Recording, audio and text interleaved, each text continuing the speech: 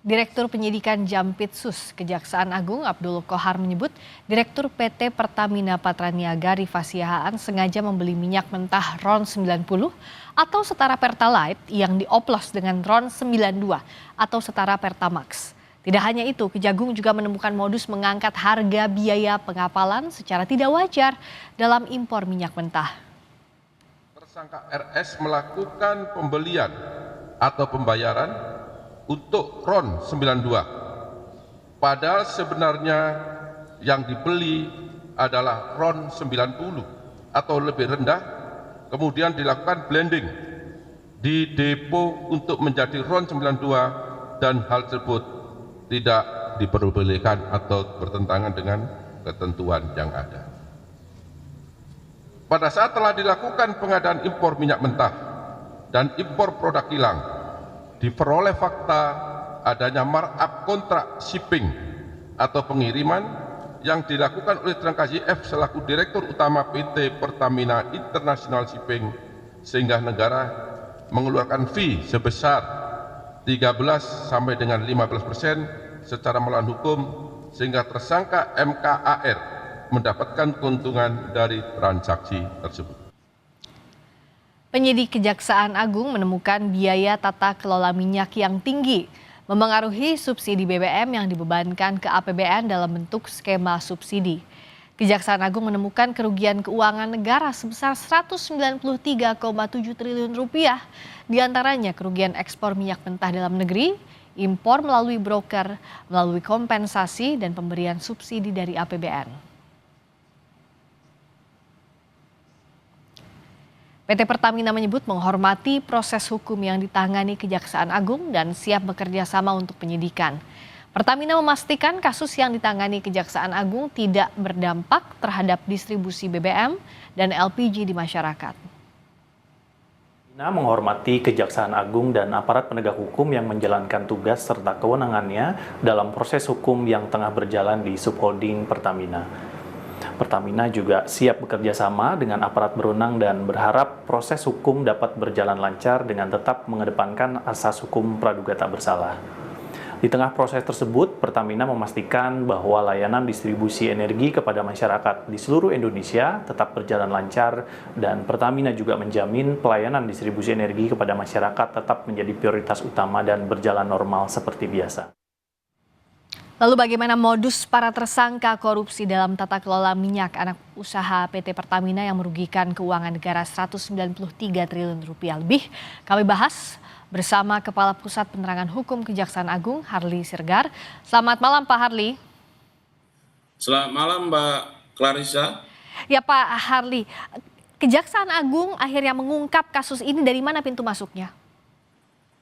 Nah baik, jadi dapat kami sampaikan bahwa sesungguhnya kami melakukan kajian, ya, kami melakukan pengamatan soal distribusi BBM, ya. Nah kemudian kita kan melihat bahwa terkait soal misalnya harga BBM yang cenderung bisa naik atau mahal misalnya. Nah, kami juga melakukan kajian terhadap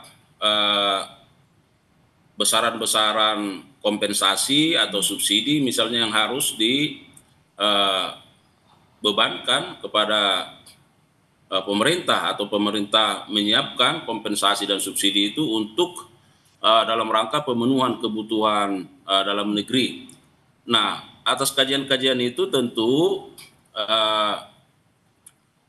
kami juga melakukan berupa tindakan-tindakan surveillance misalnya. Kalau Mbak Clarissa ingat barangkali di beberapa peristiwa ada, katakan misalnya di Papua, di Palembang, terkait soal dugaan kandungan minyak yang katakanlah jelek gitu. Ya. Nah ini kan pernah juga mendapat respon luas dari masyarakat bahwa mengapa kandungan terhadap Pertamax misalnya yang dinilai kok begitu jelek. Nah kami melihat ini kan tidak diam, melakukan pengamatan, penggambaran, kemudian mengumpulkan berbagai data kenapa harus bisa seperti itu. Sampai pada akhirnya ada linearnya, ada keterkaitan antara hasil-hasil yang ditemukan di lapangan dengan kajian-kajian yang tadi terkait misalnya kenapa harga BBM harus naik misalnya. Ya. Nah, ternyata kan ada beban-beban negara, ada beban pemerintah yang seharusnya tidak perlu, tapi karena ada sindikasi yang dilakukan oleh para tersangka ini, nah akhirnya negara harus mengemban beban kompensasi dan subsidi yang begitu besar. Tadi Itu, kan Pak. seperti yang Pak Ardi katakan tadi ada temuan, ada surveillance, ada pengawasan, lalu diteliti dari mana ini akar masalahnya. Nah, Ya. temuan-temuan itu dari daerah mana saja Pak Harli dari laporan awal pada saat itu?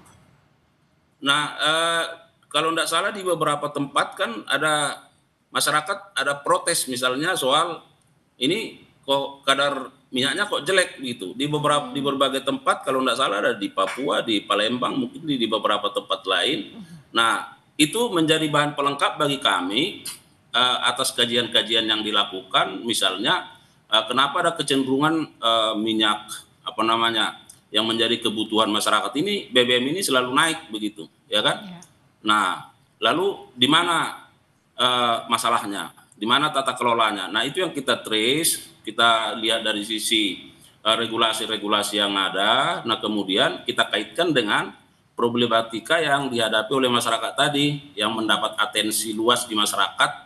Ada kecenderungan misalnya kadar BBM-nya dinilai tidak sesuai, ya, tidak sesuai. Nah, inilah yang membuat keyakinan kita setelah melakukan kajian itu ternyata mengumpulkan bukti-bukti di lapangan bahwa kami menetapkan bahwa ada peristiwa pidana di situ. Sampai kepada melakukan penyelidikan dan sikap penyidik ini dinaikkan menjadi penyidikan dan sikap penyidik hingga tadi malam melakukan penetapan terhadap tersangka dan penahanan terhadap 7 tersangka. Bicara soal perkembangan penyidikan, apakah betul kami mau mengonfirmasi Pak Hardi, apa betul ada penggeledahan lain saat ini terkait korupsi minyak mentah di rumah pengusaha minyak Riza Khalid? Tolong dikonfirmasi Bapak. Iya, jadi kami sampaikan bahwa penyidik sampai hari ini sudah melakukan setidaknya 4 kali penggeledahan, ya, 4 kali penggeledahan di beberapa tempat sejak penyidikan, ya, di Oktober 2024 dan kemarin itu penyidik juga melakukan penggeledahan di 7 rumah dan kantor dari para tersangka dan hari ini penyidik juga melakukan penggeledahan di 2 tempat, ya, seperti yang Mbak sampaikan itu. Jadi sekarang sedang berproses dan penyidik sekarang sedang bekerja di sana dan mudah-mudahan ini bisa cepat. Keterkaitan apa yang coba dicari Pak? Artinya barang bukti apa yang coba dicari oleh Kejaksaan Agung dari penggeledahan ini? Nah, tentu kan penyidik secara substansi yang paling memahami, ya. Tetapi dapat kami sampaikan bahwa tentu penyidik memiliki dugaan-dugaan, kecurigaan bahwa dari modus-modus yang ada dari kasus disposisi yang sudah disampaikan, bahwa penyidik menduga di tempat-tempat yang dilakukan penggeledahan sekarang kemungkinan besar ada hal-hal yang akan diperoleh berkaitan dengan dugaan tindak pidana ini. Nah, di beberapa tempat kan penyidik juga sudah menemukan katakanlah dokumen, kemudian menemukan barang bukti elektronik. Nah, kemudian ada juga sejumlah uang. Nah, ini juga yang mau dilihat oleh penyidik karena setiap hasil yang diperoleh kan akan dianalisis, didalami, dan tempat-tempat itu saya kira perlu dilakukan penggeledahan oleh penyidik. Dan kalau bicara soal kasus ini, sejauh ini konstruksi kasus yang sudah bisa dibangun seperti apa Pak? Artinya begini, kan kerugian negara yang disampaikan sejauh ini 193,7 triliun rupiah kurang lebih. Nah, ada potensi bertambahkah dengan modus oplos, termasuk juga bagaimana produksi kilang minyak yang seharusnya dimanfaatkan, atau potensi subsidi yang semestinya tidak dikeluarkan dengan adanya korupsi ini? Nah, benar Mbak. Jadi kalau apa yang kita hitung dan kita sampaikan kemarin itu sebesar 193,7 triliun perhitungan sementara ya. Ya. Nah, tetapi itu juga sudah komunikasi dengan ahli ya. Terhadap 5 komponen itu baru di tahun 2023. Jadi coba Mbak Clarissa bayangkan kalau ini kan tempusnya ini kan 2018 sampai 2023. Ya. Kalau sekiranya misalnya di rata-rata di angka itu setiap tahun, bisa kita bayangkan berapa besar ya kerugian keuangan negara. Bisa dikali 5 minimal ya Pak ya? Ya, tetapi itu kan kembali kepada bagaimana nanti ahli yang, karena sekarang sedang kita gandeng untuk melakukan perhitungan secara akurat berdasarkan data dan fakta yang ada. Ya. Jadi apa yang sudah disampaikan oleh Kompas TV tadi terkait modusnya, saya kira itulah yang sekarang yang menjadi konstruksi perkaranya, dan itu yang sedang kita bangun dan itu yang kita dalami, dan terus mudah-mudahan misalnya terkait 5 dasar perhitungan kerugian ini apakah bisa bertambah misalnya nanti ke depan seperti apa terkait soal oplosan dan sebagainya, apakah itu juga bisa dilakukan perhitungan, saya kira ya kita ikuti perkembangannya. Ini kan tempusnya dari 2018 sampai 2023. Nah, selama waktu itu bagaimana bisa peristiwa pidana ini terjadi tanpa pengawasan, Pak Harly? Nah, saya kira begini Mbak, kalau menyangkut masalah dari sisi pengawasannya ya kalau boleh saya sampaikan mungkin itu ya tidak di ranah kita ya, tidak di ranah kami, karena seperti yang saya sampaikan tadi bahwa fungsi kami adalah dari data-data yang ada di masyarakat, dari ada peristiwa-peristiwa yang terjadi di masyarakat, tugas fungsi APH itu melakukan kajian, pendalaman, pengumpulan data, bukti dan seterusnya.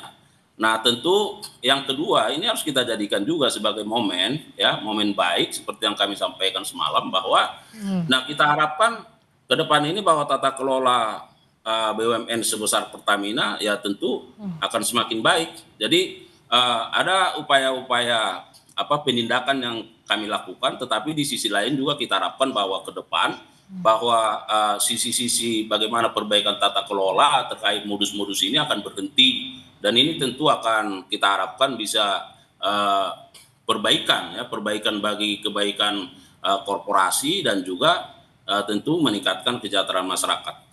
Kalau kasus seperti ini kan bisa jadi konstruksi hukumnya ada beberapa lapis pasal yang akan dikenakan. Nah, pengembangan kasus yang saat ini fokus dilakukan Kejaksaan Agung selain 7 tersangka yang sudah diumumkan, apa saja Pak Harly?